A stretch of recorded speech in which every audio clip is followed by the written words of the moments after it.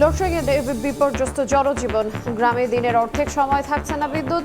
দুঃখ প্রকাশ প্রতিমন্ত্রী। ত্রুটিপূর্ণ এলএনজি টার্মিনাল 72 ঘন্টা বন্ধ থাকলে বাড়বে সংকট। রাষ্ট্রপতি নির্বাচনে দলের বিপক্ষে ভোট দেওয়ার সুযোগ নেই, এখনো চূড়ান্ত হয়নি বিএনপির প্রার্থী, জানালেন চিফ হুইপ। 20 আগস্ট সরাসরি সম্প্রচার হবে ভোট গ্রহণ।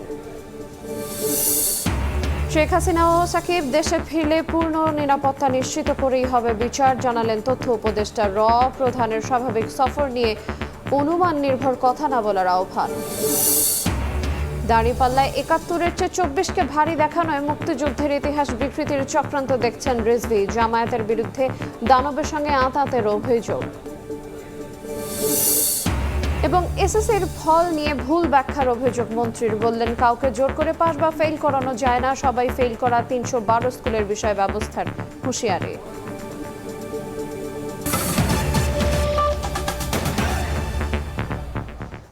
দেখছিলেন শিরোনাম, সময় সংবাদের সঙ্গে আছি আইরিন আয়াত। তীব্র গরমের মধ্যে বিদ্যুৎ ঘাটতিতে সারা দেশে বেড়েছে লোডশেডিং। ঢাকায় পরিস্থিতি স্বাভাবিক থাকলেও বিভিন্ন জেলা, শহর ও গ্রামে দিন রাত মিলিয়ে প্রায় অর্ধেক সময় থাকছে না বিদ্যুৎ। এতে বিপর্যস্ত হয়ে পড়েছে জনজীবন, ব্যাহত হচ্ছে ব্যবসা বাণিজ্য ও কারখানার উৎপাদন। সোমবার রেকর্ড 3671 মেগাওয়াট লোডশেডিং হয়। ভ্যাপসা গরমের মধ্যে বেড়েছে লোডশেডিং। বাসাবাড়ি থেকে ব্যবসা প্রতিষ্ঠান, কোথাও নেই বিদ্যুৎ। গরমে অতিষ্ঠ মানুষের ভরসা হাত পাখা। রান্নারও কষ্ট হয়, আমরা কারেন্টে রান্না করি, তারপর বাচ্চা কাচ্চা নিয়ে কিভাবে থাকা যায়। পানি নিয়ে কষ্ট, গরমের কষ্ট, তো স্থির হয়ে আছি। নগর থেকে গ্রাম, সব জায়গায় একই পরিস্থিতি। শিডিউল ছাড়া ঘন্টার পর ঘন্টা বিদ্যুৎ না থাকায় চরম ভোগান্তিতে সাধারণ মানুষ। গ্রাহকের অভিযোগ, দিনরাত মিলিয়ে কোথাও কোথাও অর্ধেক সময় বিদ্যুৎ থাকছে না। ব্যাহত হচ্ছে গৃহস্থালির কাজকর্ম। শিশু ও বয়স্কদের পাশাপাশি বিপাকে শিক্ষার্থীরাও। জীবন অতিষ্ঠ হয়ে যাচ্ছে ভাই। সকালে নাই ঘুমেও শান্তি নাই, কাজ করেও শান্তি নাই। 12 ঘন্টার মধ্যে 6 ঘন্টা কারেন্ট থাকে না, আধা ঘন্টা আসে, 3 ঘন্টা নাই। এতে আমাদের ব্যবসার ক্ষতি হচ্ছে। এক সপ্তাহ ধরে ভয়াবহ লোডশেডিংয়ে বিপর্যস্ত খুলনার জনজীবন। শহরে দিনরাত মিলিয়ে 8 থেকে 10 ঘন্টা, আর গ্রামে 10 থেকে 12 ঘন্টা পর্যন্ত বিদ্যুৎ থাকছে না। বিকল্প বিদ্যুতের ব্যবস্থা না থাকায় নষ্ট হচ্ছে ফ্রিজের মালামাল। ব্যবসা বাণিজ্যের অবস্থা খুব খারাপ। এখন তো আমাদের চলাই দুষ্কার হয়ে যাচ্ছে। এক সপ্তাহ ধরে কোনো কারেন্ট আমরা পাচ্ছি না, মাঝে আসে আবার চলে যায়। সারা রাত কোনো কারেন্ট থাকে না, এই আসে যায়। চট্টগ্রামে দিনে কয়েক দফা বিদ্যুৎ না থাকায় বাসাবাড়ি, দোকানপাট ও ছোট শিল্প কারখানার স্বাভাবিক কার্যক্রম ব্যাহত হচ্ছে। মাদারীপুরের সবচেয়ে কষ্টে পল্লী বিদ্যুৎ সমিতির গ্রাহকরা। কারখানার উৎপাদন নেমে গেছে অর্ধেকে। দিনের মধ্যে 4 থেকে 5 বার কারেন্ট যায়, গেলে তার সাথে সাথে আসে না। ঘন্টা, 1.5 ঘন্টা, 2 ঘন্টা পর পর কারেন্ট আসে। মাল ভালো মতন ডেলিভারি দিতে পারি না এবং কাস্টমাররা চিল্লাচিল্লি করে। 8 থেকে তো 10-12 বার কারেন্ট যায়, চলে যায়, আমরা কাম কাজ করতে পারি না। সিলেটের 4 জেলার পিডিবি এলাকায় রয়েছে বড় ঘাটতি। পল্লী বিদ্যুতের আওতাধীন এলাকাতেও পরিস্থিতি ভয়াবহ। ময়মনসিংহ নগরীর প্রায় প্রতিটি এলাকাতেই 1 থেকে 1.5 ঘন্টা পর পর বিদ্যুৎ বিভ্রাট ঘটছে। অনেক ফ্রিজিং আইটেম আছে, এগুলো একেবারে নষ্ট হয়ে যায়। 24 ঘন্টার মাঝে 12 ঘন্টাও থাকে না। দোকানও পাওয়া যায় না, খুব বেশি গরম। রান্না করতে যাচ্ছি, কারেন্ট নাই। ঘুমাতে যাচ্ছি, তখনও কারেন্ট নাই। আইসক্রিম রাখি, আইসক্রিম নষ্ট হয়ে যায়, ফ্রিজ লোডিং নেয় না। কারেন্ট না থাকলে আমাদের সম্পূর্ণ বসে থাকতে হয়। জাতীয় গ্রিড থেকেই সরবরাহ কম হওয়ায় এই ভোগান্তি। চাহিদা অনুযায়ী প্রয়োজনীয় বিদ্যুৎ পেলে জনভোগান্তি কমার আশা বিদ্যুৎ বিভাগের কর্মকর্তার। চাহিদা অনুযায়ী আমরা বিদ্যুৎ এখানে বরাদ্দ এখানে পাচ্ছি না। কিছুদিনের মধ্যে এই সমস্যা এখানে সমাধান হবে। আশা করি জেনারেশন এখানে বৃদ্ধি পেলে আমরা আমাদের লোডশেডিং কমে আসবে। কুমিল্লায় চাহিদার বিপরীতে ঘাটতি 260 মেগাওয়াট, চট্টগ্রামে 141 মেগাওয়াট, নেসকোর আওতাধীন রংপুর মহানগরে 95 থেকে 110 মেগাওয়াট কম পাওয়া যাচ্ছে। শেরপুরে অর্ধেক পাওয়া গেলেও নীলফামারীতে তারও কম পাওয়া যাচ্ছে। এদিকে মানিকগঞ্জে 194 মেগাওয়াটের বিপরীতে 137 মেগাওয়াট বিদ্যুতের সরবরাহ রয়েছে। খাদিজা স্বপ্না, সময় সংবাদ। পূর্ণ সক্ষমতায় ফেরাতে 72 ঘন্টার জন্য বন্ধ থাকবে ত্রুটিপূর্ণ এলএনজি টার্মিনাল। এতে সংকট আরও তীব্র হওয়ার ইঙ্গিত দিলেন বিদ্যুৎ ও জ্বালানি প্রতিমন্ত্রী। চলমান গ্যাস বিদ্যুৎ সংকটের জন্য দুঃখ প্রকাশ করে তিনি বলেন, তাৎক্ষণিক সমাধান না থাকলেও সমাধানের চেষ্টা করেছে সরকার। জ্বালানি খাতে বেসরকারি খাতে জোর দিয়ে মন্ত্রী জানান, কোনো প্রতিষ্ঠানকে বিশেষ সুবিধা নয়, তেল আমদানিতে সবার সমান সুযোগ তৈরির জন্য নীতিমালা করা হচ্ছে। তীব্র লোডশেডিং, ভুতুরে বিলের অভিযোগ, কখনো তেল সংকট, আবার কখনো গ্যাসের জন্য হাহাকার। এই চ্যালেঞ্জ আরও তীব্র হয়েছে মধ্যপ্রাচ্যের উত্তেজনায়। এসবের মধ্যেই আবার বিদ্যুৎ বিতরণ ও জ্বালানি তেল আমদানি বেসরকারি খাতে ছেড়ে দেওয়ার আলোচনা। এমন পরিস্থিতিতে রাজধানীতে forum for energy reporters Bangladesh FERBর আয়োজন জ্বালানি খাতের সংকট, সম্ভাবনা ও উত্তরণের উপায় শীর্ষক সেমিনার। এতে সাম্প্রতিক গ্যাস বিদ্যুৎ পরিস্থিতি স্বীকার করে দুঃখ প্রকাশ করেন প্রতিমন্ত্রী। সময়টা আমাদের কারোর জন্য স্বস্তিকর নয়, বলতে কোনো দ্বিধা নেই। বিদ্যুতের চাহিদা এবং সরবরাহের মধ্যে একটি বড় ধরনের গ্যাপ রয়ে গেছে, একইভাবে জ্বালানিরও সরবরাহ গ্যাপ রয়েছে। এই সত্যটা কিন্তু আমরা অস্বীকার করছি না এবং করবও না। এই সমস্যার দায় আমাদের না, এ কথা বলেও পার পাবার কোনো সুযোগ নেই। তো আমি আপনাদেরকে এটুকু আশ্বস্ত করতে পারি, তাৎক্ষণিক সমাধান সূত্র আমাদের পাশে না থাকলেও আমরা চেষ্টা করেছি কষ্ট কিভাবে লাঘব করা যায়। তবে কারিগরি জটিলতা সারাতে আবারও অন্তত 72 ঘন্টার জন্য বন্ধ রাখতে হতে পারে ত্রুটিপূর্ণ LNG টার্মিনালটি। তাই গ্যাস সংকট ফের তীব্র হওয়ার পূর্বাভাস দিলেন প্রতিমন্ত্রী। একটা বয়লারের কাজ চলছে, আরেকটা বয়লার কিন্তু এখনো ফাংশন হয়নি। এইটা ফাংশন করতে গেলে আবার সাময়িকভাবে প্রথম বয়লারটা অপারেশন বন্ধ রাখতে হবে। This is the biggest challenge. সেই কারণে আমরা তাদের সাথে আলোচনা চালাচ্ছি কোন সময়টা আমরা নির্ধারণ করতে পারি যে সময়ে মানুষের কষ্ট কম হবে। সেমিনারে জ্বালানি তেল আমদানি বেসরকারি খাতে ছাড়া হলে ভোক্তা স্বার্থ নিয়ে শঙ্কা তুলে ধরেন ক্যাবের জ্বালানি উপদেষ্টা। যখন কোনো সংকট তৈরি হয় তখন প্রাইভেট সেক্টর মুনাফা ম্যাক্সিমাইজ করে, তাহলে আমরা প্রাইভেট সেক্টরের হাতে নিরাপদ। যদিও মন্ত্রীর দাবি জ্বালানি তেল আমদানি বেসরকারি খাতে ছাড়া হলেও বাড়তি সুবিধা পাবে না বিশেষ কোনো প্রতিষ্ঠান। যখন জেনারেল আইন তৈরি হবে তখন তো একটা কোম্পানি তৈরি হবে না, সবার জন্য তৈরি হবে। দেশে 2টা পেট্রোল পাম্প থাকুক, একটা পদ্মা মেঘনা যমুনার থাকুক, একটা বেসরকারি থাকুক, যেমন ইন্ডিয়াতে আছে ইন্ডিয়ান ওয়েল আর রিলায়েন্স।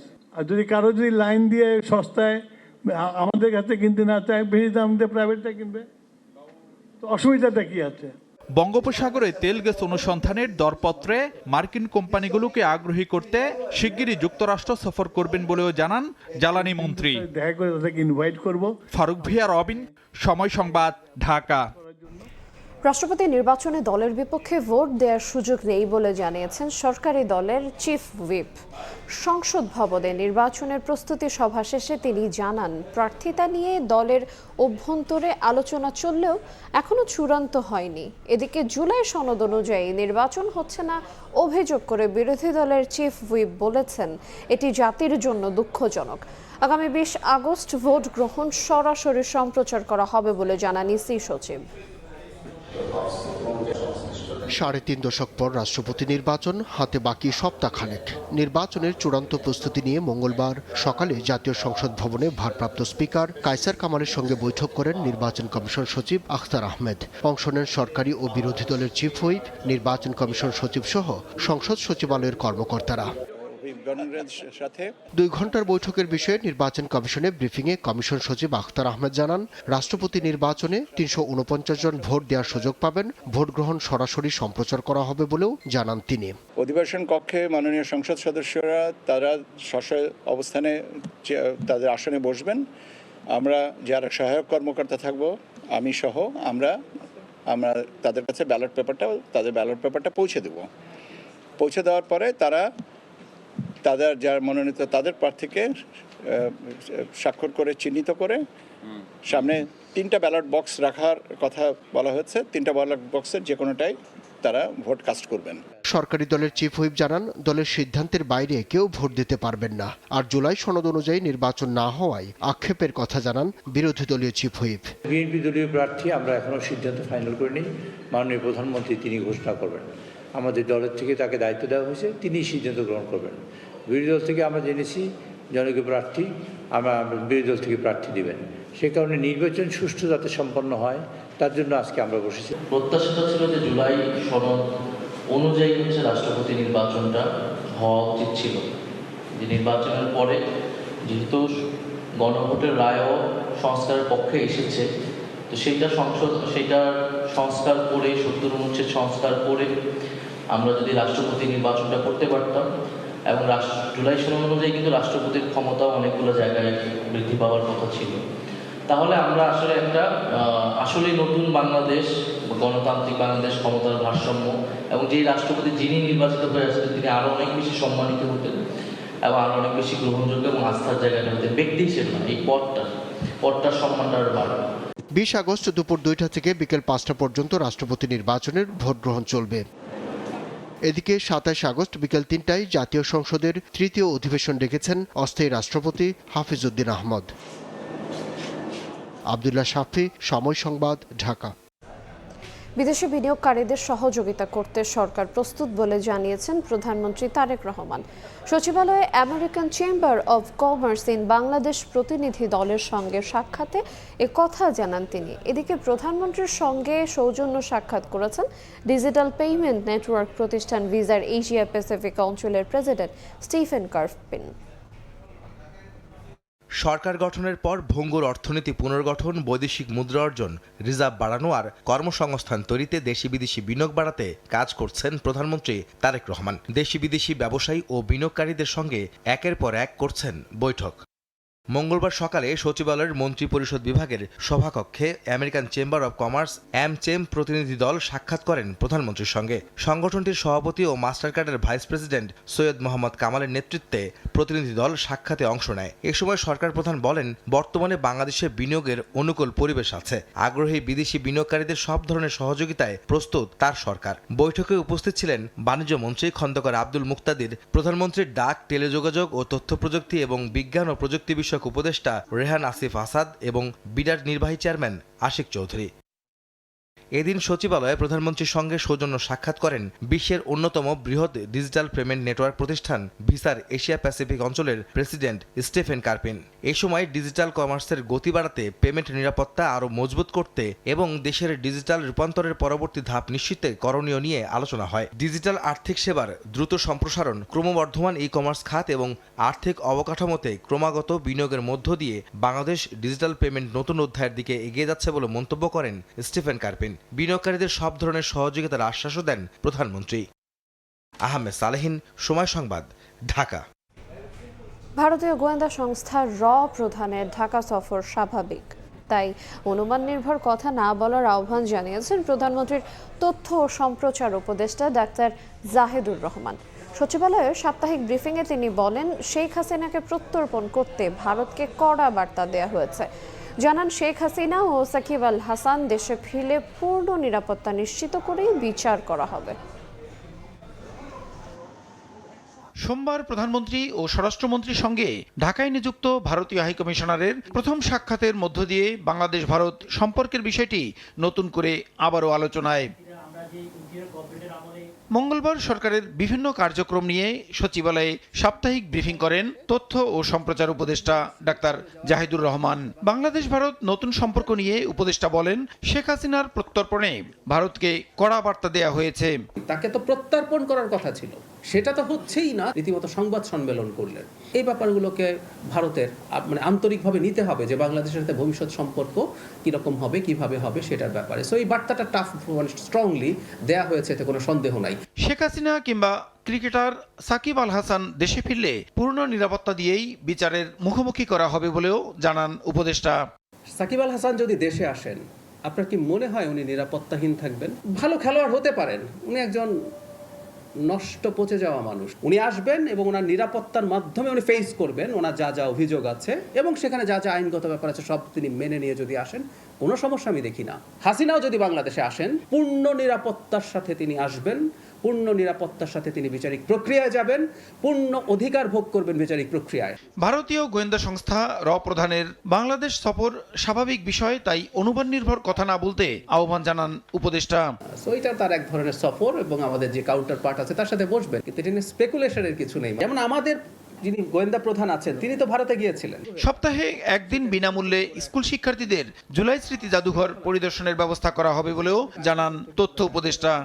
এই জাদুঘরের একটা দিন আমরা স্কুলের জন্য নির্ধারণ করা। প্রসূন আশিস, সময় সংবাদ, ঢাকা। জুলাই গণ অভ্যুত্থানের সময় আন্দোলনকারীদের বাড়ি ঘর ও ব্যবসা প্রতিষ্ঠানে আগুন দেওয়ার নির্দেশ দিয়েছিলেন তৎকালীন প্রধানমন্ত্রী শেখ হাসিনা। এ সংক্রান্ত ফোনালাপের অডিও দাখিল করা হয়েছে ট্রাইব্যুনালে। এতে কার্যক্রম নিষিদ্ধ আওয়ামী লীগের সাধারণ সম্পাদক ওবায়দুল কাদের ও সাবেক পররাষ্ট্রমন্ত্রী হাসান মাহমুদের সঙ্গে আলাপে তাকে এই নির্দেশনা দিতে শোনা যায়।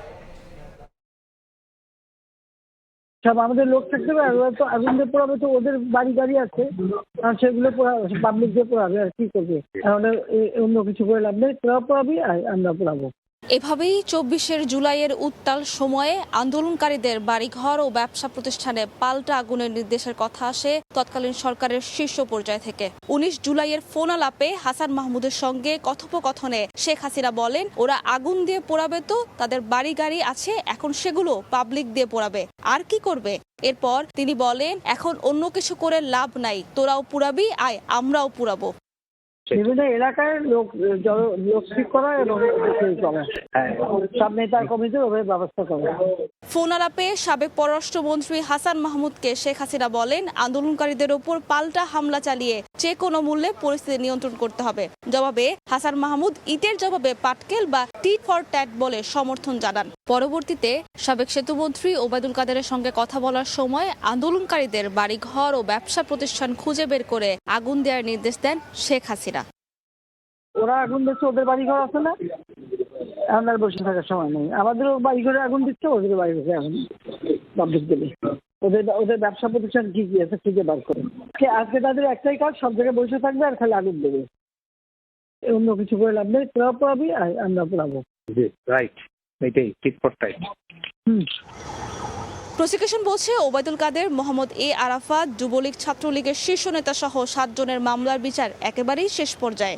আমরা দেখেছি যে দেশব্যাপী অগ্নিসংযোগ হয়েছে। আমরা আমাদেরকে বোঝানো হয়েছে যে এগুলো হলো আন্দোলনকারীরা করছে, কিন্তু এই সকল কল রেকর্ড থেকে দেখা যায় যে এই সকল অগ্নিসংযোগ ছিল সরকারের পরিকল্পনার অংশ। যুবলীগ, ছাত্রলীগ এবং আওয়ামী লীগ একসাথে রাজনৈতিক সিদ্ধান্ত নিয়ে জুলাই গণঅভ্যুত্থানে মানবতা বিরোধী অপরাধ সংগঠন করেছিল। এ পর্যন্ত জুলাই আন্দোলনে মানবতা বিরোধী অপরাধের 6টি মামলার রায় হয়েছে ট্রাইব্যুনালে, আরও বেশ কয়েকটি শুনানি শেষ পর্যায়ে। সাবরিনা মজুমদার, সময় সংবাদ, ঢাকা। ৭১-এর চেয়ে ২৪কে বড় করে দেখানোর মধ্য দিয়ে মুক্তিযুদ্ধের ইতিহাসকে বিকৃত করার চেষ্টা চলছে বলে অভিযোগ করেছেন বিএনপির সিনিয়র যুগ্ম মহাসচিব রুহুল কবির রিজভী। বলেন, দাঁড়িপাল্লায় ২৪কে ভারী দেখানোর মধ্য দিয়ে চক্রান্ত করছে একটি মহল। এ সময় জামায়াতের বিরুদ্ধে দানবীয় শক্তির সঙ্গে আঁতাতের অভিযোগ করেন রিজভী। জুলাই গণঅভ্যুত্থানের দ্বিতীয় বর্ষপূর্তিতে রাজশাহী বিশ্ববিদ্যালয়ে অনুষ্ঠিত হয় 3 দিনের চিত্র প্রদর্শনী। শতাধিক ছবির মধ্যে একটিতে দাঁড়িপাল্লায় ৭১-এর চেয়ে ২৪কে ভারী দেখানো নিয়ে চলছে আলোচনা সমালোচনা। মঙ্গলবার রাজধানীর পল্টনে জাতীয়তাবাদী মুক্তিযোদ্ধা দল ও মুক্তিযোদ্ধা প্রজন্মের সমাবেশে বিতর্কিত চিত্রকর্মের প্রসঙ্গ তুলে কঠোর সমালোচনা করেন বিএনপির সিনিয়র যুগ্ম মহাসচিব রুহুল কবির রিজভী। কৌশলে খুবই চক্রান্তমূলকভাবে যেভাবে কোনটা বড় কোনটা ছোট এইটা করার চেষ্টা করছেন, এতে কোনো লাভ হবে না। এগুলা খুবই উদ্দেশ্য করে দিচ্ছে। ৭১-এর চেতনা আমাদের বুকের মধ্যে ছিল বলেই শেখ হাসিনার মতো রক্তপিপাসু এক ফ্যাসিস্টকে বাংলাদেশ থেকে তাড়িয়ে দিয়েছে। মুক্তিযুদ্ধের ধারাবাহিকতা পরবর্তীতে গণতান্ত্রিক আন্দোলন ও গণ অভ্যুত্থানের পথ তৈরি হয়েছে বলে মন্তব্য করেন রুহুল কবির রিজভী। এ সময় জামায়াতের বিরুদ্ধে দানবীয় শক্তির সঙ্গে আঁতাতের অভিযোগ তোলেন তিনি। ৭১-কে ছোট করবেন, সেইটা হবে না। ৭১-এর পথ ধরেই ৯০, ৭১-এর পথ ধরেই জুলাই। আপনারা সবসময় দানবীয় শক্তির সাথে আঘাত করেছেন। আজকে যারা ফ্যাসিবাদের উপাসনা করছেন, তাদেরকে সন্তুষ্ট করার চেষ্টা করছেন, আপনাদেরও বলে রাখি, আপনাদেরও মানুষ চিনে। এর আগে ঢাকা রিপোর্টার্স ইউনিটি থেকে পল্টন পর্যন্ত বিক্ষোভ মিছিল করে জাতীয়তাবাদী মুক্তিযোদ্ধা দল ও মুক্তিযোদ্ধা প্রজন্ম। কাউসার চৌধুরী কুমু, সময় সংবাদ, ঢাকা। এসএসসির ফল নিয়ে কিছু মাধ্যম ভুল ব্যাখ্যা দিচ্ছে বলে অভিযোগ করেছেন শিক্ষামন্ত্রী এহসানুল হক মিলন।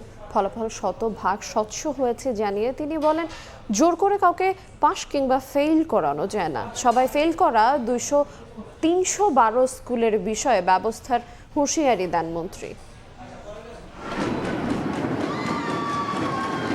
গত বছরের তুলনায় এবার এসএসসি ও সমমান পরীক্ষায় পাশের হার 6.2% কম। কমেছে জিপিএ 5ও। এমন পরিস্থিতিতে ফলাফল নিয়ে চলছে নানা আলোচনা সমালোচনা।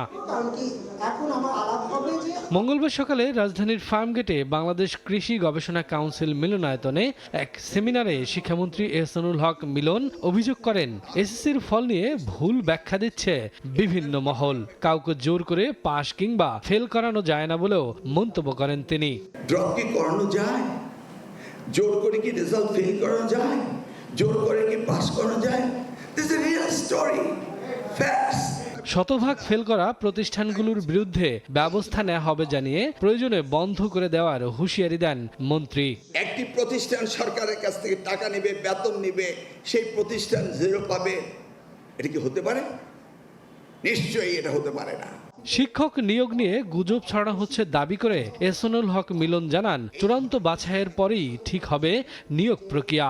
কোন গুপ্ত এক লোক মন্ত্রণালয় থেকে আলোচনায় যতটুকু হয়েছে অতটুকু কেটে দিয়েছে, কিন্তু তার নিচে যে রয়েছে মাননীয় মন্ত্রী সেটাকে দেখবেন, পরীক্ষা নিরীক্ষা করবেন, তারপরে সেইটার প্রজ্ঞাপন জারি হবে। চিলে কান নিয়ে গিয়েছে, শুনেছে চিলের পিছনে দৌড়াচ্ছে, একবারও কানে হাত দিয়ে দেখে না আমার কানটা রয়েছে কিনা। ভবিষ্যৎ শিক্ষা ব্যবস্থায় বেশি গুরুত্ব দেওয়া হবে বলেও জানান শিক্ষামন্ত্রী। যত বেশি জানতে পারবো তত বেশি কার্যকরী ভূমিকা রাখতে পারবো। শফিকুজ্জামান রুবেল, সময় সংবাদ, ঢাকা। এবার জানাবো সরকারের 180 দিনের বিশেষ প্রতিবেদন।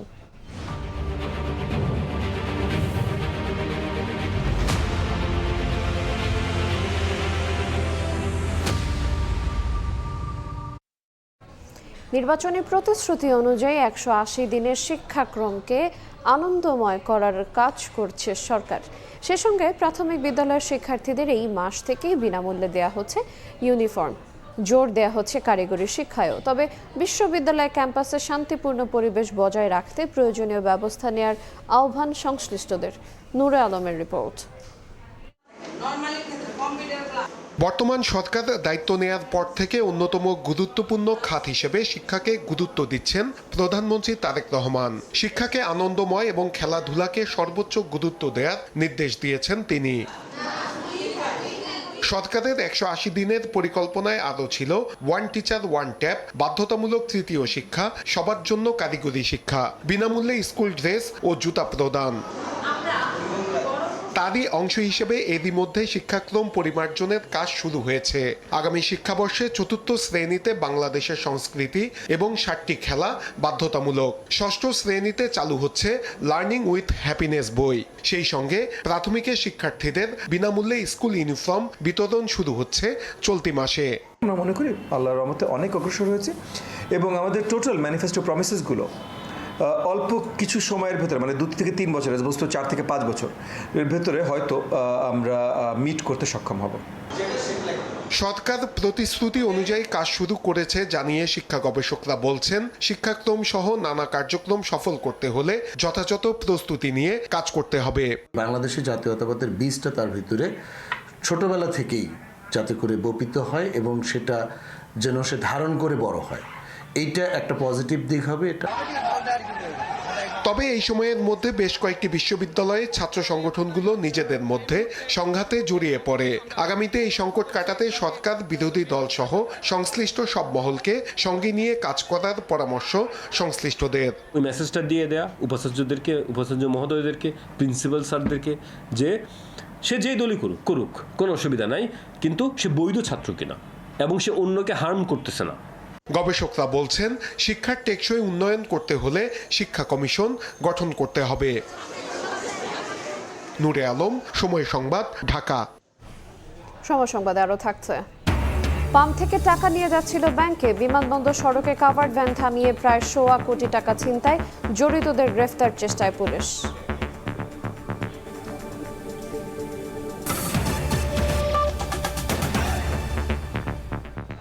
পানির ন্যায্য হিস্যা আদায় করা সরকারের অগ্রাধিকার উল্লেখ করে পানি সম্পদ মন্ত্রী বলেছেন, চুক্তির সময় দেশের স্বার্থকেই প্রাধান্য দেওয়া হবে। এদিকে স্বাস্থ্যমন্ত্রী বলেছেন, এসডিজি লক্ষ্য অর্জনের সব মন্ত্রণালয়ের সমন্বিত পরিকল্পনা গ্রহণ করতে হবে। এসেছে পাশাপাশি এসডিজি অর্জনের জন্য 5 বছর মেয়াদী কৌশলগত কাঠামো, নীতি, অংশীদারিত্ব ও অগ্রাধিকার শীর্ষক জাতীয় সম্মেলনের আয়োজন করা হয়েছে বাংলাদেশ চীন মৈত্রী সম্মেলন কেন্দ্রে। এতে স্বাস্থ্যসেবা, নারী পুরুষের সমতা, নিরাপদ পানি ও স্যানিটেশন এবং সামাজিক বৈষম্য কমিয়ে কিভাবে সমতা ভিত্তিক আর্থসামাজিক উন্নয়ন ও টেকসই উন্নয়ন লক্ষ্যমাত্রা অর্জন করা যায় তা নিয়ে আলোচনা করেন সরকারের বিভিন্ন দফতরের কর্মকর্তারা।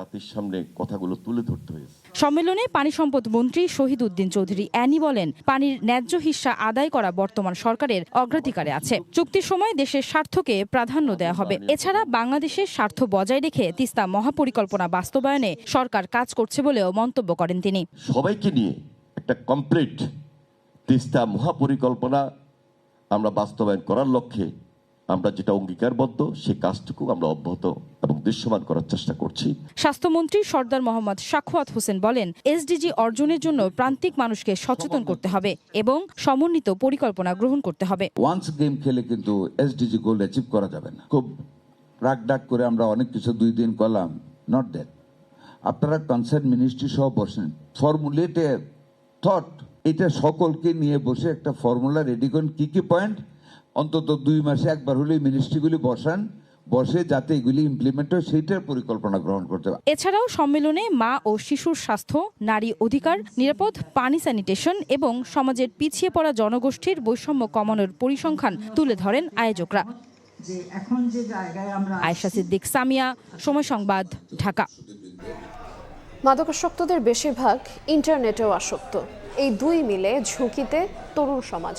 তাই মাদক নির্মূলের পাশাপাশি নিরাপদ ইন্টারনেট ব্যবহার নিশ্চিতের বিকল্প নেই। সকালে রাজধানীর সেগুনবাগিচায় আন্তর্জাতিক মাতৃভাষা ইনস্টিটিউটে মাদক ও ইন্টারনেটে আসক্তি ক্যারিয়ার নির্বাচনে বিভ্রান্তি সমাধান যে পথে শীর্ষক কর্মশালায় কথা বলেন মাদকদ্রব্য নিয়ন্ত্রণ অধিদপ্তরের মহাপরিচালক হাসান মারুফ। প্রধান অতিথির বক্তব্যে ঢাকা দক্ষিণ সিটি কর্পোরেশনের প্রশাসক আব্দুস সালাম বলেন, তরুণদের মাদক থেকে দূরে রাখতে পরিবার, শিক্ষা প্রতিষ্ঠান এবং সমাজকে একসঙ্গে কাজ করতে হবে।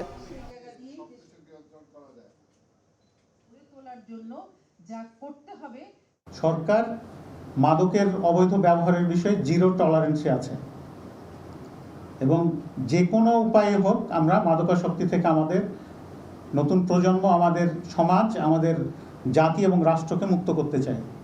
একটা সামাজিক প্রতিরোধ ছাড়া কোনোভাবেই সমাজকে নিয়ন্ত্রণ করা সম্ভব না। আপনাদের মধ্যে যদি সে আকাঙ্ক্ষাটা থাকে নিজের প্রতি একটা বিশ্বাস, সর্বপ্রথম একটা আস্থা থাকতে হবে যে ইয়েস আমি পারবো এটা এবং আমাকে করতে হবে এটা, এবং কোনোভাবেই মাদক আমাকে গ্রহণ করবে না। জাতীয় মানবাধিকার কমিশনে অভিযোগের পাহাড় জমলেও থমকে আছে সেগুলোর নিষ্পত্তি। চলতি বছরের এপ্রিলে অধ্যাদেশের অধীন নিয়োগপ্রাপ্ত চেয়ারম্যান ও সদস্যরা পদত্যাগ করার পর আর গঠন করা হয়নি নতুন কমিশন। এতে চরম স্থবিরতা জাতীয় মানবাধিকার কমিশনে। জমা রয়েছে প্রায় 1400-র মতো অভিযোগ। বিস্তারিত তাসনিয়া নিশাদ মিমের রিপোর্টে। পরে হাঁটাটা অনেক কষ্ট, আর দ্বিতীয় হলো এই পাটা আসলে আরেকটু ভালো মানের পা নিলে আমি আরো ভালো হাঁটতে পারতাম। বহু বছর পেরিয়ে গেলেও প্রত্যাশা অনুযায়ী বিচার না পাওয়ায় হতাশা প্রকাশ করেন 2011 সালে র্যাবের গুলিতে পা হারানো লিমন। দীর্ঘশ্বাস ফেলে উগরে দিলেন ক্ষোভ। আক্ষেপের সুরে প্রশ্ন করলেন মানবাধিকার কমিশনের ভূমিকা নিয়ে। আমরা মানবাধিকার কমিশনের কাছে গিয়েছিলাম যে আসলে এই যে আমাকে যে গুলি করা হলো, গুলি করে আমাকে সারা জীবনের জন্য পঙ্গু করে দেওয়া হলো, তো সেক্ষেত্রে আসলে আমরা ন্যায় বিচার চাই। ন্যায় বিচারের জার্নিটা এখনো চলমান আছে আর কি, এখনো কোনো দৃশ্যমান কিছু হচ্ছে না। গণঅভ্যুত্থান পরবর্তী প্রেক্ষাপটে যেসব রাষ্ট্রীয় গুরুত্বপূর্ণ প্রতিষ্ঠানকে সংস্কার করে কার্যকর ও স্বাধীন রূপ দেওয়ার কথা ছিল তার মধ্যে একটি জাতীয় মানবাধিকার কমিশন। তবে সংস্থাটির কার্যক্রম গত 21 মাস ধরে সম্পূর্ণই বন্ধ। 2009 সালে আইন করে গঠন করা হয় জাতীয় মানবাধিকার কমিশন। 16 বছর পর সেটি অন্তর্বর্তী সরকার বাতিল করে 2025 সালে জারি করে জাতীয় মানবাধিকার কমিশন অধ্যাদেশ, যার ভিত্তিতে আবারও কমিশন গঠিত হলেও বর্তমান সরকার অধ্যাদেশটি বাতিল করে ফিরিয়ে আনে 2009 সালের আইন। ফলে অধ্যাদেশের অধীনে নিয়োগ পাওয়া সদস্যরা পদত্যাগ করেন। দেশের অভ্যন্তরীণে যে মানবাধিকার লঙ্ঘনের ঘটনাগুলো ঘটছে সেগুলোর জায়গা থেকে আমরা রাষ্ট্রের কাছ থেকে সোজা জবাব পেতে পাচ্ছি না, কারণ ওই মেকানিজমটা হারিয়ে গিয়েছে। একটা হচ্ছে যে কমিশন নেই, সেটাতে তাদের কোনো মাথা ব্যথা নেই। এখনো পর্যন্ত তাদের দায়িত্ব নেওয়ার পর 5 মাস হতে চললো। দ্বিতীয় হচ্ছে যে এই কমিশনটা যখন হবে তখন যে কার্যকর হোক সেটাও তারা চায় কিনা, এই প্রশ্নটা এখন খুব জোরালো। নতুন কমিশন কবে গঠিত হবে তা এখনো নিশ্চিত নয়, তবে কমিশনের পদগুলোতে যোগ্য ও নিরপেক্ষ ব্যক্তিদের নিয়োগ দেওয়ার তাগিদ দিচ্ছেন মানবাধিকার কর্মীরা। আপনি যদি ছোট জগন্নাথ বানিয়ে রাখেন চেয়ারম্যানকে, তাহলে কিছু হবে না।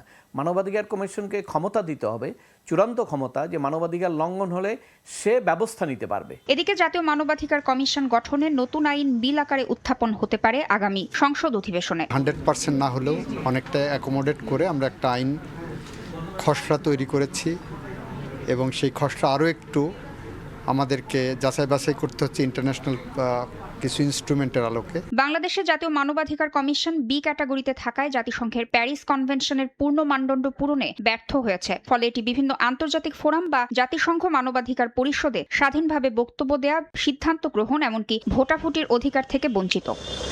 মানবাধিকার কর্মীরা বলছেন, বিচারহীনতার সংস্কৃতি থেকে বেরিয়ে এসে একটি পূর্ণাঙ্গ স্বাধীন কমিশন গঠন করা সম্ভব না হলে ভুক্তভোগী মানুষের দীর্ঘশ্বাস কোনোদিনই দূর করা সম্ভব হবে না।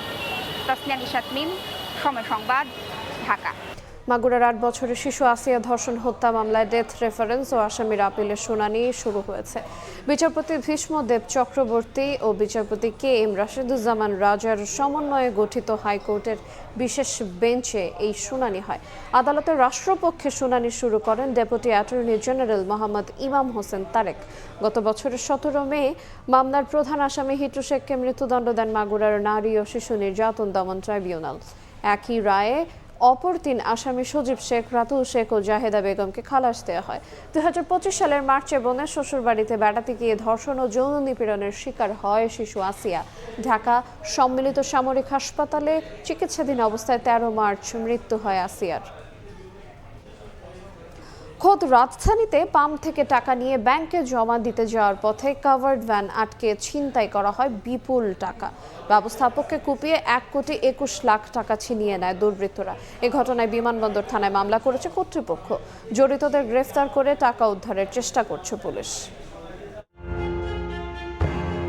রোববার সকাল 10:25 রাজধানীর এয়ারপোর্ট এলাকার ডিএল পেট্রোল পাম্পের 1,21,25,000 টাকা পাশের পূবালী ব্যাংকে জমা দিতে রওনা হন সহকারী ব্যবস্থাপক আল আমিন। যাবার সময় ব্যবহার করেন এই কাভার্ড ভ্যান। রওনা দিয়ে অল্প কিছু পথ এগুতেই ইউটার্নে গাড়িটির গতি রোধ করে 3টি মোটরসাইকেলে আসা 6 দুর্বৃত্ত কিছু বুঝে ওঠার আগেই পাম্পের সহকারী ব্যবস্থাপক আল আমিনকে চাপাতি দিয়ে কুপিয়ে টাকার ব্যাগটি ছিনিয়ে নেয়। এ ঘটনায় বিমানবন্দর থানায় মামলা করেছেন পাম্পের ব্যবস্থাপক আব্দুল করিম। জড়িতদের দ্রুত গ্রেফতার করে টাকা উদ্ধারের দাবি তার। ম্যানেজার এবং কি আমার অফিসের স্টাফ আর ড্রাইভার 3 জনই গাড়ি দিয়ে 10:25 পাম্প থেকে বেরিয়ে হয়ে যায় টাকা জমা দেওয়ার উদ্দেশ্যে। যখন ইউটার্ন নিচে তখন স্লো হয়েছে, সাথে সাথে গাড়ি স্লো হওয়ার সাথে সাথে ওদেরকে অ্যাটাক করছে। খোদ রাজধানীর বুকে দিনে দুপুরে এমন চাঞ্চল্যকর ছিনতাইয়ে জড়িতদের দ্রুত গ্রেফতারে গোয়েন্দারাও মাঠে আছে বলে জানায় পুলিশ। বিভিন্ন ধরনের আপনার অফিসাররা কাজ করছে। আশা করছি যে খুব দ্রুত সময়ের ভিতরে আপনারা ভালো রেজাল্ট পাবেন। ব্যবসায়ীদের বড় অঙ্কের টাকা লেনদেনে পুলিশের এসকর্ট সহায়তা নেওয়ার আহ্বান ডিএমপির। মানিক মোহাম্মদ ওমর, সময় সংবাদ, ঢাকা। কুড়িগ্রামের ভুরুঙ্গামারীর সীমান্তের শূন্যরেখার পাশ থেকে বাংলাদেশি যুবককে ধরে নিয়ে গেছে বিএসএফ। ফিরিয়ে আনার চেষ্টায় বিজিবি। এদিকে মেহেরপুরে এক কৃষককে আটকের পর ছেড়ে দিল বিএসএফ। বাংলাদেশ থেকে বারবার পদক্ষেপ ও প্রতিবাদ জানানোর পরও সীমান্তে বন্ধ হচ্ছে না বিএসএফের ধরপাক। সীমান্তের অভ্যন্তরে ঢুকে প্রায়ই ধরে নিয়ে যাচ্ছে বাংলাদেশিদের। এবার কুড়িগ্রামের ভুরুঙ্গামারী শূন্যরেখার পাশ থেকে যুবককে ধরে নিয়ে গেছে বিএসএফ। বিজিবি জানায় সোমবার মধ্যরাতে শিলখুড়ি এলাকায় আত্মীয়র বাড়ি থেকে ফিরছিলেন কাজিয়াচর এলাকার আজিবর রহমান। দোনালার মাথা এলাকায় শূন্যরেখার কাছে পৌঁছালে ভুল করে ভারতীয় অংশ দিয়ে হাঁটছিলেন তিনি। এ সময় ভারতীয় বিএসএফ তাকে আটক করে নিয়ে যায়। এরই মধ্যে তাকে ফেরাতে আইনগত প্রক্রিয়া চলছে বলে জানায় বিজিবি। এদিকে মেহেরপুরের আব্দুল মান্নান দীর্ঘদিন ধরে সীমান্ত সংলগ্ন প্রায় 1.5 বিঘা জমিতে বিভিন্ন ফসল চাষ করে আসছেন। মঙ্গলবার সকালে ভারতীয় নাগরিকদের মালিকানাধীন লিজ নেওয়া জমির মরিচ খেতে কীটনাশক স্প্রে করতে গেলে বিএসএফ সদস্যরা তাকে ধরে নিয়ে যায়। এ খবর ছড়িয়ে পড়লে সীমান্ত এলাকায় থাকা 2 ভারতীয় কৃষককে আটক করে নিয়ে আসেন স্থানীয়রা। পরে বিজিবি ও বিএসএফ এর পতাকা বৈঠকের মাধ্যমে উভয় দেশের আটক করা 3 নাগরিককে ছেড়ে দেওয়া হয়। তানজিনা তাসনিম, সময় সংবাদ। বাগেরহাটে হাসপাতাল চত্বরে গ্যাস লিকেজ থেকে আগুনে পুড়ে ছাই হলো অ্যাম্বুলেন্স। দগ্ধ হয়েছেন চালক, পুড়ে গেছে 8টি মোটরসাইকেলও। প্রত্যক্ষদর্শীরা জানান দুপুরে হাসপাতাল চত্বরে রোগী নিতে আসে একটি বেসরকারি অ্যাম্বুলেন্স। রোগী ওঠানোর আগে গ্যাস লিকেজ থেকে অ্যাম্বুলেন্সটি হঠাৎ আগুন ধরে যায়। দগ্ধ হন অ্যাম্বুলেন্সের চালক ফরিদ হোসেন। পুড়ে যায় আশেপাশে থাকা 8টি মোটরসাইকেলও। খবর পেয়ে দ্রুত ঘটনাস্থলে পৌঁছে আগুন নিয়ন্ত্রণে আনে ফায়ার সার্ভিস সদস্যরা। আহত অ্যাম্বুলেন্স চালককে উদ্ধার করে ঢাকা মেডিকেলে পাঠানো হয়েছে। দারিদ্র ক্ষুধামুক্ত বাংলাদেশ নির্মাণে শিক্ষা, শিল্প, কর্মসংস্থান ও বৈষম্য নিরসনের বিকল্প নেই। এসডিজির এই 6 লক্ষ্য বাস্তবায়নের সক্ষমতার ঘাটতি এখনও মাথা ব্যথার কারণ। চ্যালেঞ্জ মোকাবেলায় প্রাথমিক থেকেই শিক্ষা ব্যবস্থা ঢেলে সাজাতে যাচ্ছে সরকার। দারিদ্র, ক্ষুধা, শিক্ষা, কর্মসংস্থান, শিল্প ও বৈষম্য কমানোর চ্যালেঞ্জে বাংলাদেশ। টেকসই উন্নয়ন নিশ্চিতে এই চ্যালেঞ্জে জয়ী হওয়ার বিকল্প নেই। এজন্য প্রয়োজন সমন্বিত প্রচেষ্টা। টেকসই উন্নয়ন লক্ষ্যমাত্রা এসডিজি বাস্তবায়নে 5 বছরের কৌশলগত কাঠামো নিয়ে জাতীয় সম্মেলনের দ্বিতীয় দিনে 6টি বিষয়ে পরিকল্পনা তুলে ধরে সংশ্লিষ্ট মন্ত্রণালয়। পরে প্যানেল আলোচনায় উঠে আসে বাস্তবায়নে সক্ষমতার ঘাটতির প্রসঙ্গ। হাইজিন ম্যানেজমেন্ট যতক্ষণ না করতে পারবো ততক্ষণ দেখবেন এই মেয়েদের ড্রপ আউটটা বিশেষ করে মাধ্যমিকে অনেক বেশি হয়ে যায়, এবং সেটা কিন্তু উচ্চ শিক্ষার পর্যায়ে। বাংলাদেশে কোনো সোশ্যাল প্রোটেকশন স্কিম নেই। যেগুলো আছে এগুলো সোশ্যাল সাপোর্ট, সেফটি। আমরা কিছু কিছু ক্ষেত্রে 80টা বলেন 90টা বলেন আমরা মানুষকে 2500 বা 100 দিচ্ছি, অথবা ফ্যামিলি কার্ড দিচ্ছি। এর ক্রাইটেরিয়াগুলো যেখানে এখানে ওয়ার্কফোর্স নাই। বেশ কিছু প্রজেক্ট করেছি, কিন্তু এগুলো স্কেল আপ করতে গেলে পাবলিক সেক্টর থেকে ইনভেস্টমেন্ট লাগবে, এবং যেটা আগে বলেছি অনেকগুলো গভর্নমেন্ট এজেন্সির একসাথে কাজ করতে হবে। এসডিজি অর্জনে প্রাথমিক পর্যায় থেকেই কারিগরি শিক্ষা এবং তরুণদের জন্য স্টার্ট আপ ও ঋণ সহায়তা উদ্যোগের কথা পরিকল্পনা প্রতিমন্ত্রীর। বাস্তবায়ন যাতে বাধা টাইম বাউন্ড হয়, বাজেট বাউন্ড হয়, এফেক্টিভ হয়, 3টার জন্যই আমরা চেষ্টা আমাদের রূপরেখা তৈরি করে প্রায় সম্পন্ন করেছি। আশা করি সরকারের 180 দিনের মধ্যেই আমরা এটা ফাইনালাইজ করতে পারবো। সময়োপযোগী শিক্ষা নিশ্চিতে 2028 সাল থেকে নতুন কারিকুলাম চালুর পরিকল্পনা জানান মন্ত্রী। আমি অনেক দেশে যাই, এখনো যাই, কিন্তু আমাদের যে পুরনো শিক্ষা ব্যবস্থা এটা শুধু আমাদের দেশে আছে। It is brand made for Bangladesh and it's already producing from here. We must change it. আমরা কারিকুলাম এবছর চেঞ্জ করতে পারবো না। পরিমার্জন করেছি, 4টি নতুন বই দিয়েছি। 2028 থেকে আমরা নতুন কারিকুলাম শুরু করব। দারিদ্র থেকে শিক্ষা, কর্মসংস্থান থেকে শিল্প, এসডিজির 6 লক্ষ্য বাস্তবায়নে সক্ষমতা বাড়ানো, সমন্বয় ও নিয়মিত তদারকির উপর গুরুত্ব দেন আলোচকরা। শিমুল হোসেন, সময় সংবাদ, ঢাকা। আমদানি রপ্তানির দীর্ঘসূত্রতা কাটাতে সমন্বিতভাবে কাজ করবে চট্টগ্রাম বন্দর ও কাস্টমস। এতে বন্দরের গতিশীলতার পাশাপাশি বাড়বে বিনিয়োগ। বন্দরের নানা সংস্থার সঙ্গে বৈঠকের পর এই তথ্য জানান অর্থমন্ত্রী আমির খসরু মাহমুদ চৌধুরী। বলেন, অর্থনীতির চালিকা শক্তি চট্টগ্রামের উন্নয়নে অগ্রাধিকার দিচ্ছে এডিবি। নির্ধারিত সময়ে পণ্য খালাস সহ নানা সংস্থার মধ্যে সমন্বয়হীনতায় ব্যাহত হচ্ছে চট্টগ্রাম বন্দরের আমদানি রফতানি কার্যক্রম। এতে বাড়ছে সময় ও খরচও।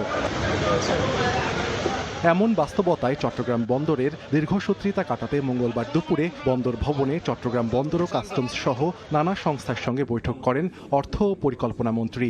এ সময় নানা সংস্থা সমন্বিতভাবে কাজ করতে সিদ্ধান্ত হয় কমিটি করার। বৈঠকে বন্দরের গতিশীলতা বাড়ানো ও নানা সমস্যা চিহ্নিত করে খোঁজা হয় সমাধানের পথ। জয়েন্টলি সবাইকে নিয়ে বসে যে কোথায় কোথায় সমস্যাগুলো আছে, প্রত্যেকটি সমস্যা আমরা আইডেন্টিফাই করেছি, চিহ্নিত করেছি, এবং প্রত্যেকটি সমস্যার সমাধান কি হওয়া দরকার সিদ্ধান্তও নিয়েছে। মন্ত্রী জানান, চট্টগ্রামের উন্নয়নে অগ্রাধিকার দিচ্ছে এডিবি। চট্টগ্রাম নিয়ে তাদের বিশাল পরিকল্পনা আছে।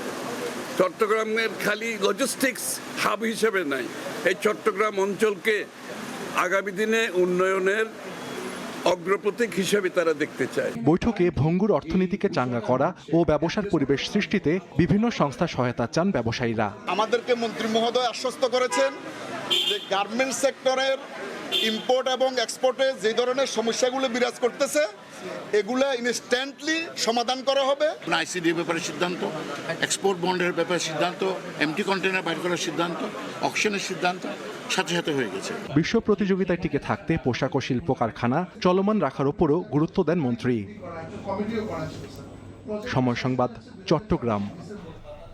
আমাজন, ইবে, আলিবাবায় নিজেদের পণ্য কেনাবেচা করতে পারবেন সিএসএমই উদ্যোক্তারা। নিজেদের ব্যাংক হিসাব থেকে এখন থেকে $5,000 পর্যন্ত কেনাবেচা ও ব্র্যান্ডিং করতে পারবেন। বিশ্লেষকরা বলছেন প্রান্তিকে এসব মার্কেট প্লেসে অংশ নিতে প্রশিক্ষণ ও পণ্য পরিবহন সহ সরকারের নীতির সুবিধা পেলে রফতানি পণ্যের বৈচিত্র্যতা বাড়বে। সেলিয়া সুলতানা রিপোর্ট। একটি জাতির পরিচয়, ঐতিহ্য, ইতিহাস ও জীবনধারার আয়না সংস্কৃতির মোড়ে বেড়ে ওঠা হস্তশিল্প। মানুষের রুচি, বিশ্বাস, শিল্পচেতনা আর সামাজিক মূল্যবোধ প্রকাশের মাধ্যম। নকশিকাঁথা, মৃৎশিল্প, বাঁশ বা বেতের কাজ কিংবা লোকগীতি দেশের নিজস্ব বৈশিষ্ট্যকে বিশ্বের সামনে তুলে ধরে। তবে এই পৌরাণিক আভিজাত্য যেন মলিন হতে চলেছে। কারিগরও এটা থেকে অন্যদিকে চলে যেতেছে। যদি কারিগরকে আপনার যদি ভালো বেতন দেওয়া হয় তাহলে না থাকবে, ওদের তো আপনার মনে করেন অন্যদিকে কাজ করলে আরও বেশি পায়। প্রাকৃতিক জিনিস এটা বিশ্বেই চাহিদা আছে, কিন্তু আমরা তো রপ্তানি করতে পারি না। হস্তশিল্পের বাজার কেমন? শুধুমাত্র বিশ্বের জনপ্রিয় প্ল্যাটফর্ম আমাজন, ইবে, আলিবাবার দক্ষিণ এশিয়ার তথ্য পর্যালোচনায় দেখা যায় ই কমার্স মার্কেট প্লেসে বিপণন ও রপ্তানির সুযোগ নিয়ে গয়না, পোশাক, চামড়াজাত পণ্য, আসবাব, আয়ুর্বেদ ও খাদ্যপণ্যে রপ্তানি করে আমাজন গ্লোবাল সেলিং থেকে ভারতের আয় $20 বিলিয়ন, পাকিস্তানের সার্জিক্যাল ও স্পোর্টস পণ্যে $1 থেকে $3 বিলিয়ন। এছাড়া নেপাল, ভুটান ও শ্রীলঙ্কার চা, রত্ন, কাগজ, পশমি পণ্য ও কৃষি পণ্য ব্যাপকভাবে বিক্রি হচ্ছে এসব বাজারে।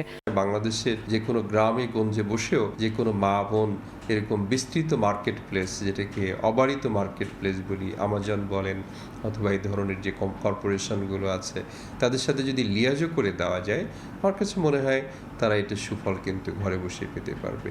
বাংলাদেশ ব্যাংক বলছে ব্যাংকিং লেনদেনের জটিলতায় এসব বাজারে বাংলাদেশিরা কেনাবেচা করলেও তা তৃতীয় পক্ষের অংশীদারিত্বে খরচ বাড়ে। ফলে এখন থেকে সরাসরি $5,000 পর্যন্ত উদ্যোক্তারা আন্তর্জাতিক মার্কেট প্লেসগুলোতে লেনদেন করার সুযোগ পাবেন। সেই পণ্যগুলো যদি অ্যাড আকারে দেয় তো বিশ্বের বহু দেশের মানুষ একসাথে ওই পণ্যটা সম্পর্কে জেনে ফেললো, তারপর একটা লিঙ্ক দিয়ে দিল যে ফার্দার জানার জন্য আপনি লিঙ্কে ক্লিক করেন, তখন সেই পণ্য সম্পর্কে প্রচার করতে পারে।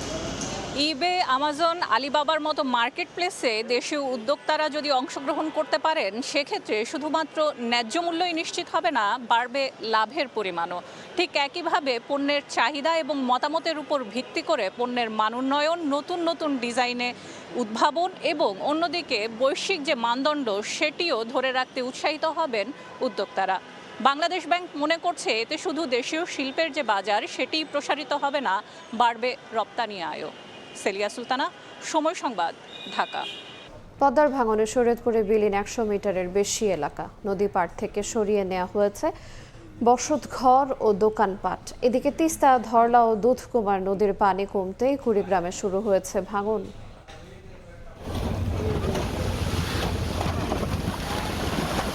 পদ্মার আগ্রাসনে ভাঙছে নদীর তীর, বিলীন হচ্ছে একের পর এক ভিটে মাটি। শেষ রক্ষায় বসতঘর সরিয়ে নিচ্ছেন নদী পাড়ের মানুষ। এই চিত্র শরীয়তপুরের জাজিরা উপজেলার কাথুরিয়া গ্রামে। সোমবার রাতে পদ্মা নদীতে শুরু হয় তীব্র স্রোত। মঙ্গলবার সকালে কয়েক ঘন্টার মধ্যেই নদীগর্ভে বিলীন হয়ে যায় 100 মিটারেরও বেশি এলাকা। বিচ্ছিন্ন হয়ে পড়ে যোগাযোগ ব্যবস্থা। স্থানীয়দের অভিযোগ, অবৈধভাবে বালু উত্তোলনে ভাঙছে তীর। ঝুঁকিতে রয়েছে ফসলি জমি ও বাড়িঘর। সকাল থেকে মনে করেন যে ভাঙা শুরু হয়েছে, এক লাখ মনে করেন যে 3 লাখ ভাঙতেছে। ভাঙার পরে আইসা মনে করেন 2 বস্তা 4 বস্তা 10 বস্তা দিয়া বালু দিয়া তারা দেখাই দিতেছে, কিন্তু এটা তো আপনার সমাধান নাই। অল্প একটু যেটু ভাঙ্গে ওদিকটা কিছু কিছু বস্তা হালায়, তারপরে ভাঙ্গা থামে, আর কোনো খোঁজ খবর নাই, এরা চলে যায়। জরুরি ভিত্তিতে জিও ব্যাগ ফেলে ভাঙন নিয়ন্ত্রণে গতানুগতিক চেষ্টায় পানি উন্নয়ন বোর্ড। বর্ষাকালে কোথাও ভাঙন দেখা দিলে আমরা তাৎক্ষণিকভাবে সেখানে জিও ব্যাগ ডাম্পিং করে ভাঙন রোধ করি। ভাঙন দেখা দেওয়ার সাথে সাথে আমরা সেখানে প্রয়োজনীয় ব্যবস্থা নিয়েছি। এখানে যতক্ষণ ভাঙন রোধ হবে না ততক্ষণ জিও ব্যাগ ডাম্পিং করা হবে। এদিকে কুড়িগ্রামের নদ নদীর পানি কমার সঙ্গে সঙ্গে আবারও দেখা দিয়েছে ভাঙন। গত এক মাসে ব্রহ্মপুত্র, ধরলা, তিস্তা ও দুধকুমার নদীর 50টিরও বেশি পয়েন্টে অব্যাহত রয়েছে ভাঙন। দুর্গতদের অভিযোগ, টেকসই বাঁধ নির্মাণে আবেদন জানালেও মেলেনি সমাধান। ভাঙতেছে যে আরো যে হাজার বাড়ি আছে এগুলো থাকতে পারবে না। ভাঙন রোধে অধিক ঝুঁকিপূর্ণ 40টি পয়েন্টে জিও ব্যাগ ফেলেছে পানি উন্নয়ন বোর্ড। ওমর ফারুক, সময় সংবাদ। মার্কিন প্রেসিডেন্ট ডোনাল্ড ট্রাম্পের আমলে 1.5 বছরে পরে 2 লাখ বিদেশি নাগরিকের ভিসা বাতিল করেছে যুক্তরাষ্ট্র। ভিসার শর্ত লঙ্ঘন, প্রতারণা, অভিবাসন ব্যবস্থার অপব্যবহার, অপরাধে যুক্ত হওয়া সহ যারা যুক্তরাষ্ট্রের জাতীয় নিরাপত্তার বিরুদ্ধে অবস্থান নিয়েছেন তাদের ভিসা বাতিল করা হয়েছে বলে জানিয়েছে পররাষ্ট্র দফতর। যুক্তরাষ্ট্র থেকে হাসানুজ্জামান সাকির রিপোর্টে বিস্তারিত। মার্কিন ভিসা যেন এখন সোনার হরিণ। আগের যে কোনো সময়ের তুলনায় ভিসা প্রাপ্তি কঠিন করা হয়েছে ডোনাল্ড ট্রাম্পের আমলে। ভিসা পাওয়ার পর যারা যুক্তরাষ্ট্র ভ্রমণ করেছেন তাদের তথ্য উপাত্ত সংগ্রহ করে বাতিল করে দেওয়ার ঘটনাও ঘটছে অহরহ। ট্রাম্প প্রশাসন জানিয়েছে 2025 সালের জানুয়ারি থেকে 26 সালের জুলাই পর্যন্ত 1,75,000-এর বেশি ভিসা বাতিল করা হয়েছে। মার্কিন পররাষ্ট্র দফতর জানায়, বিদেশি নাগরিকদের সামাজিক যোগাযোগ মাধ্যম পর্যালোচনা সহ বিভিন্ন কারণে ভিসা বাতিল করা হয়েছে।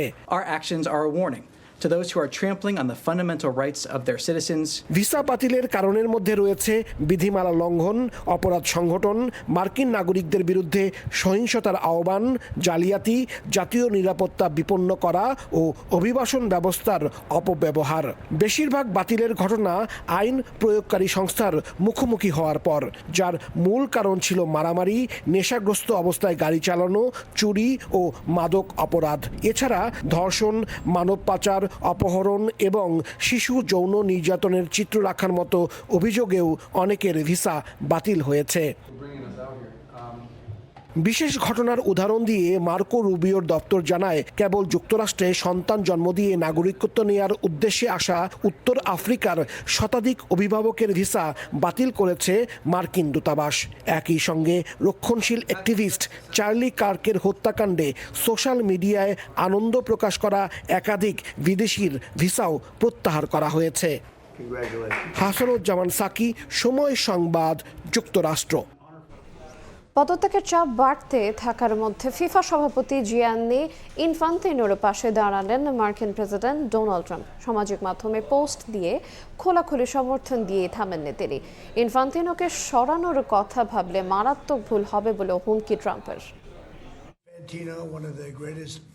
আমেরিকায় বিশ্বকাপ আয়োজন করতে গিয়ে ডোনাল্ড ট্রাম্পের সঙ্গে সখ্যতা বেড়েছে জিয়ান্নি ইনফান্তিনোর। যদিও তাদের এই ঘনিষ্ঠতা ক্লাব বিশ্বকাপ থেকে, তাই দুঃসময়ে বিশ্বের সবচেয়ে ক্ষমতাধর রাষ্ট্রপ্রধানের সহযোগিতা পাবেন ইনফান্তিনো, এটাই যে স্বাভাবিক। তবে এতদিন সেই দৃশ্যপট ছিল ভিন্ন।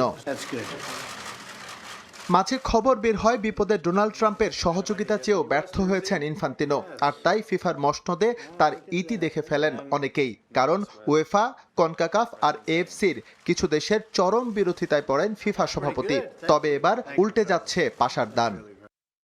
জিয়ান্নি ইনফান্তিনোর বিষয়ে এতদিন চুপ থাকলেও এবার সরাসরি তার পক্ষে অবস্থান ব্যক্ত করেছেন মার্কিন প্রেসিডেন্ট। সামাজিক মাধ্যমে দেয়া একটি পোস্টে তিনি শুধু তাকে সমর্থনই দেননি, বরং একটি হুমকিও দিয়ে রেখেছেন। ট্রাম্পের স্পষ্ট কথা, ফিফা সভাপতির পদ থেকে ইনফান্তিনোকে সরানোর চিন্তা করাও হবে মারাত্মক ভুল। ফিফা যদি কোনো কারণে প্রেসিডেন্ট জিয়ান্নি ইনফান্তিনোকে সরানোর কথাও ভাবে, তবে তারা একটি মারাত্মক ভুল করবে। তিনি অসাধারণ, যিনি মাত্রই সর্বকালের সবচেয়ে সফল বিশ্বকাপের সভাপতিত্ব করেছেন। তিনি চলে গেলে এটি আর কখনো এতটা সফল বা লাভজনক হবে না। এই বিষয়ে আপনাদের মনোযোগের জন্য ধন্যবাদ। বিশ্বকাপ সহ ফিফার বড় টুর্নামেন্টগুলোর বাণিজ্যিক সত্ত্ব বেসরকারি প্রতিষ্ঠানের কাছে বিক্রির প্রকল্প হাতে নিয়ে মারাত্মকভাবে সমালোচিত হন ইনফান্তিনো। এই প্রস্তাবের পক্ষে কিছু সমর্থন পেলেও ব্যাপক বিরোধিতা শুরু করে উয়েফা, কনকাকাফ ও এএফসি। এক পর্যায়ে এই প্রজেক্ট থেকে পিছু হটেন ফিফা সভাপতি। তারপরও তাকে ফুটবলের সর্বোচ্চ চেয়ার থেকে সরাতে উঠে পড়ে লাগেন ফুটবল নেতারা। এস এম ইকবাল, সময় সংবাদ। এ পর্যায়ে শীর্ষ সংবাদগুলো জানিয়ে দেবো আরেকবার। লোডশেডিং এ বিপর্যস্ত জনজীবন, গ্রামে দিনের অর্ধেক সময় থাকছে না বিদ্যুৎ। দুঃখ প্রকাশ প্রতিমন্ত্রীর। এলএনজি টার্মিনাল মেরামতে 72 ঘন্টা বন্ধ থাকলে বাড়বে সংকট। রাষ্ট্রপতি নির্বাচনে দলের বিপক্ষে ভোট দেওয়ার সুযোগ নেই, এখনো চূড়ান্ত হয়নি বিএনপি প্রার্থী, জানালেন চিফ হুইপ। 20 আগস্ট সরাসরি সম্প্রচার হবে ভোট গ্রহণ। এবং শেখ হাসিনা ও সাকিব দেশে ফিরলে পূর্ণ নিরাপত্তা নিশ্চিত করেই হবে বিচার, জানালেন তথ্য উপদেষ্টা। প্রধানের স্বাভাবিক সফর নিয়ে অনুমান নির্ভর কথা না বলার আহ্বান।